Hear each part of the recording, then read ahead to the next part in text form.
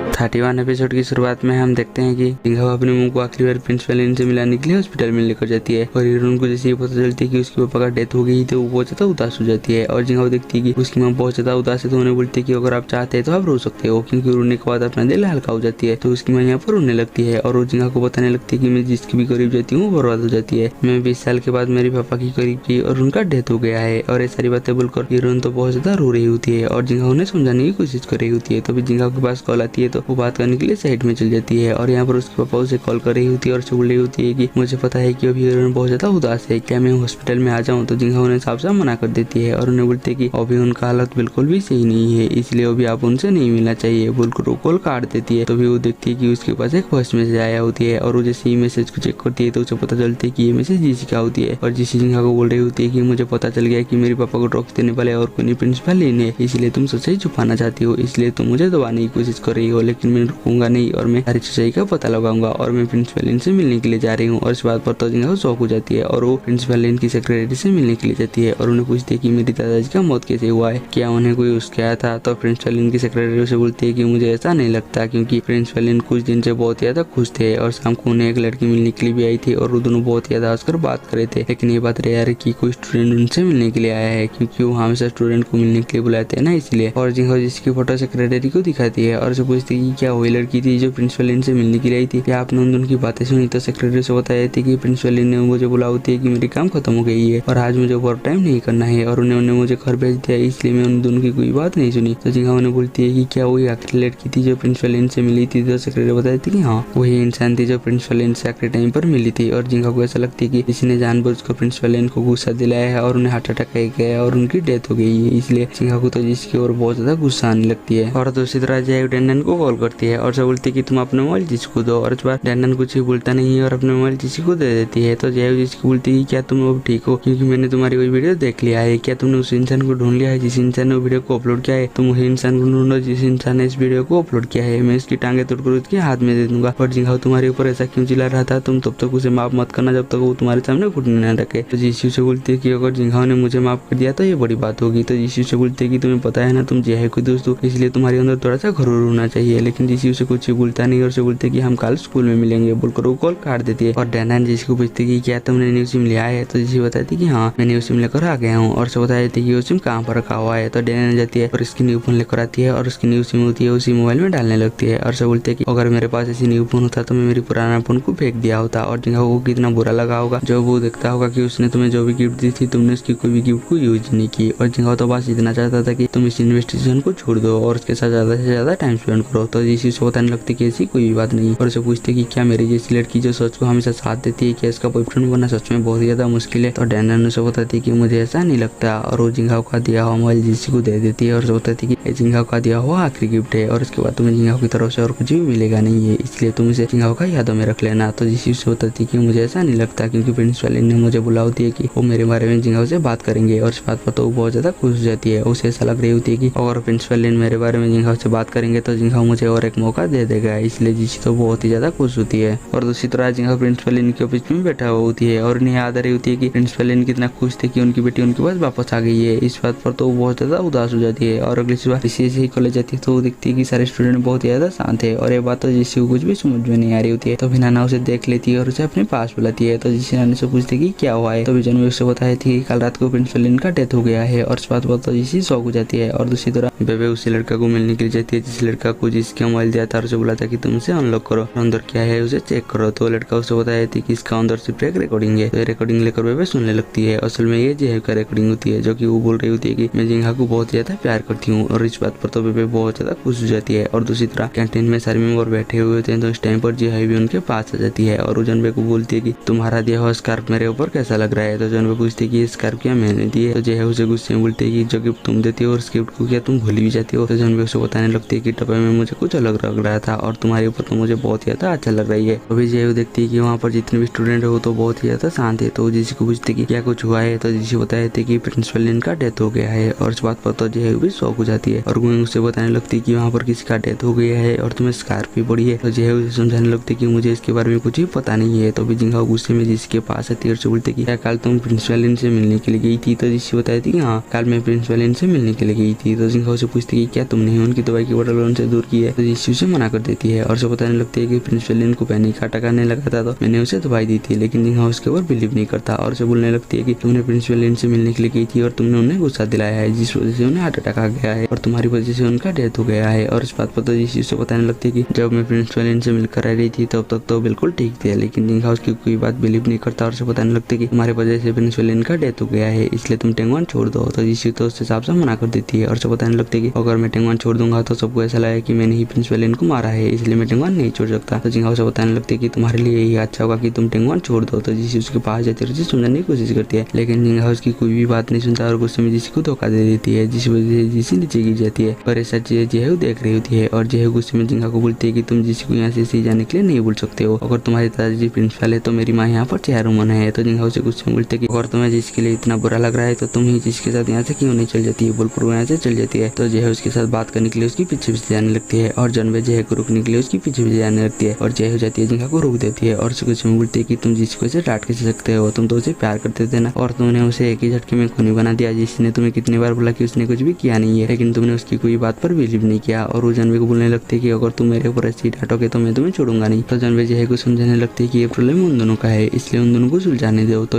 वही जेहू का रिकॉर्डिंग हालांकि होती है जहाँ पर वो बोल रही होती है कि मैं जिंगहाओ को बहुत ज्यादा प्यार करती हूँ और ये सुनकर तो जिंगहाओ उसकी तरह घूरती है और यहाँ से चल जाती है और वो जैसे ही जनवे की तरह देखने लगती है तो जनवे भी उसे कुछ भी बोलता नहीं है और वो यहाँ से चल जाती है। और ऐसा चीजें देखकर जेहू तो बहुत ज्यादा गुस्सा आती है क्योंकि कोई फंस गया होती है ना, इसीलिए। और वो जनवे को समझाने की कोशिश करती है लेकिन जनवे तो उसकी कोई भी बात नहीं सुनता, इसलिए उसे तो जिसके ऊपर बहुत ज्यादा गुस्सा आ रही होती है। और दूसरी तरह जिसी खड़ा हुआ होती है तो उसके पास जेहू आती है और उसे बोलती है कि तुमने ऐसा क्यों किया, अगर तुम जिंगहाओ को पा नहीं सकती इसका मतलब ये नहीं कि तुम हर किसी की खुशियां को छीनते रहोगी, तुम्हें अच्छी तरह से पता था कि जनवे को किस चीज से नफरत था, तो तुमने ऐसा क्यों किया। तो जिसी से बताने लगती कि मैंने ऐसा कुछ भी किया नहीं है। तो जेहू से बोलती है कि तो ऐसा और कौन कर सकता है, और वो जिसी को बोलती है कि जिंगहाओ तुम्हारे बारे में बिल्कुल सही बोल रहा था, तुम एक नंबर का झूठी हो, इसलिए तुम जितना जल्दी बार सकती हो तुम टेंगवान छोड़ दो, अगर जिंगहाओ तुमसे बदला ना भी ले तो मैं तुम्हें छोड़ूंगा नहीं, इसलिए तुम जितना जल्दी तुमसे हो सकती है तुम टेंगवान छोड़ दो, बोलकर गुस्से में यहाँ से चल जाती है। और ये सारी बातें तो जिसी को बहुत ज्यादा बुरा लग रहा था क्योंकि उसने कुछ भी किया नहीं होता और वो जेहू को अपना दोस्त मान रहा था, लेकिन जेहू उसके ऊपर बिलीव नहीं कर रही होती है ना, इसलिए। और दूसरी तरह अंकल ली उनके घर में जा रही होती है तो वो दिखती है कि डैनन अपनी एक स्टॉल लगाया हुआ होती है और वो अपने एक कस्टमर से बात कर रही होती है। ये देखकर वो तो बहुत ज्यादा खुश हो जाती है और वहीं पर छुप जाती है और उन्हें देखने लगती है। और डैनन वही कस्टमर से बात कर रही होती है जो कस्टमर की कुछ दिन पहले उन्हें एक ड्रेस दिया होती है और डैनन ने उन्हें बोला होती है कि अगर मेरी काम आपको पसंद नहीं लगेगा तो आप इससे फ्री में ले जा सकते हो, नहीं तो आप मुझे 30 युआन दे सकते हो। और उसकी काम तो उसकी कस्टमर को बहुत ज्यादा अच्छा लगती है, इसलिए उसे पैसा दे देती है और वहीं से चल जाती है। और डैनन अपनी काम से पैसा कमाकर बहुत ज्यादा खुश होती है, इसलिए वो डांस कर रही होती है। तभी उसकी साइड में उसकी पापा आ जाती है और जैसे ही डैनन अपने पापा को दिखती है तो वो यहाँ पर रुक जाती है और उन्हें पूछती है कि आप यहाँ पर क्या कर रहे हो। तो उसके पापा उसे बताई थी कि मैं तो यहाँ पर ही उनसे मिलने के लिए आई हूँ। तो डैनन को बोलती है कि मुझे पता था कि आपको भी मुझसे मिलने के लिए नहीं आओगी। तो अंकल डैनन को बोलती है कि तुम और के दिन उनके घर में रहोगी, इसलिए तुम्हारी मॉम चाहती है कि तुम घर वापस आ जाओ। तो डैनन ने बोलती है कि आप नहीं चाहते, तो उसके पापा से इनडायरेक्टली बोलते है कि मैं भी तुम्हारी मॉम के साथ हूँ। और इस बात पर तो डैनन बहुत ज्यादा खुश हो जाती है कि वो घर वापस जा सकती है, इसीलिए वो फिर से नाचने लगती है। और उसके बाद उनके घर में यून, हीजंग और अंकल एक साथ बैठकर खाना खा रही होती है। तो हीजंग उनको बताई थी कि तुम्हारी बेटी बहुत ही अच्छा पिंग पोंग खेलती है, बिल्कुल तुम्हारी तरह। और इस बात पर तो हीजंग शौक हो जाती है और उसे पूछती है कि क्या सच में मेरी बेटी पिंग पोंग खेलती है। तो हीजंग उसे बताया थी कि हाँ तुम्हारी बेटी सच में बहुत ही अच्छा पिंग पोंग खेलती है, वो तो फाइनल खेलने वाला है। और उसे बताया थी कि जिसके साथ वो आग वाला हादसा मेरे रूम में हुआ था और उस दिन मेरे रूम से वही दवाई की बोतल गायब हो गई है। तो यून से पूछती है कि कौन सा दवाई की बोतल। तो हीजंग उसे सारी सच्चाई बता देती है। तो यून समझती है कि जिसी उसके लिए चारों तरह से छानबीन कर रही है और दूसरी तरह जिसी आ रही होती है और वो बहुत ज्यादा उदास होती है। और जैसे ही घर में पहुंचती है तो अपने मूड चेंज कर देती है और अंदर जाती है और अपने पापा से बहुत अच्छी तरह से बात करती है। तो यून डायरेक्टली जिसी को पूछती है कि तुम टेंगवान में क्यों गए हो। तो जिसी बताया थी कि मैं टेंगवान में पढ़ने के लिए गई हूँ। तो यून से बोलती है कि तो तुम्हारे पास मेरे टेंगवान से निकाले जाने वाली फाइल और मेरी उस टाइम का ब्लड टेस्ट रिपोर्ट कहाँ से आया है, क्या तुम दोबारा से वही केस को छानबीन कर रहे हो। मुझे 20 साल पहले क्या हुआ था उस चीज से कोई भी फर्क नहीं पड़ता, मुझे सिर्फ तुमसे पड़ती है, इसलिए मैं चाहती हूँ कि तुम अच्छे से पढ़ाई करो। लेकिन जिसी तो उन्हें साफ साफ मना कर देती है और उन्हें बताई थी कि मैं वही केस के ऊपर छानबीन कर रही हूँ और आपके साथ अन्याय हुई है, इसलिए मैं चुप नहीं बैठ सकती और मैं सच्चाई को ढूंढ कर रहूंगी। तो उसके पापा उसे समझाने की कोशिश करती है लेकिन जिसी उनकी कोई भी बात नहीं सुनती, इसलिए उनको में आकर जिसी को एक थप्पड़ मार देती है। तो जिसी बहुत ज्यादा शौक हो जाती है और उसे बोलती है कि आज से पहले मैंने कई सारी गलतियां की है, लेकिन आज से पहले आपने कभी मुझे डांटा तक नहीं है, लेकिन इसके लिए आप मेरे ऊपर हाथ उठाते हैं, बोलकर यहाँ से चल जाती है। और उनको तो जिसके लिए बहुत ज्यादा बुरा लग रहा था। तो हमें पता चलती है कि असल में उनको पता होती है कि उसे किसने ठग दिया था, क्योंकि कंपटीशन के बाद उसे पता चला कि यूरन का तबियत खराब हो गई है, इसलिए वो यूरन से मिलने के लिए गया था। तभी यूरन अपनी नींद में बोल रही होती है कि यूरन उस पानी को मत पियो। तभी यूरन समझ गया था कि यूरन ने उसे ड्रग पक्ष दिया था, इसलिए वो उस केस को दबाना चाहता है। और दूसरी तरफ बेबे कॉलेज जा रही होती है तो वो दो स्टूडेंट को बात करते हुए सुनती है कि जीसी आखिरी इंसान है जो प्रिंसिपल लिन को आखिरी टाइम पर मिला था। तभी उसे याद आती है कि उसने देखा था कि जीसी के जाने के बाद मैनेजर टू प्रिंसिपल लिन के ऑफिस में गया था, और ये बात तो उसे थोड़ा सा अजीब लगती है। और इसके बाद सारे स्टूडेंट को एक हॉल में बुलाने लगते हैं और बताने लगते हैं कि जीसी ने हमारे स्कूल के रूल को ब्रेक किया है, जो कि उसने स्कूल के अंदर आकर छानबीन की है और इसकी बात को उसने बाहर फैलाया है। इसलिए जीसी को आकर सारे मेंबर के सामने इसके बारे में बताना होगा और वो जीसी को बुलाने लगती है। लेकिन जीसी नहीं आता है तो पूछते कि क्या जीसी ने छुट्टी लिया है, तो बेबे मना कर देती है क्योंकि वो जीसी से बदला लेना चाहता था ना, इसलिए। तो जीसी आ जाती है तो सारे स्टूडेंट जीसी की तरफ देखने लगते हैं और जीसी स्टेज की तरफ जाने लगती है और यहीं पर हमारी एपिसोड खत्म हो जाती है। हमें लेंगे जल्दी नेक्स्ट एपिसोड में।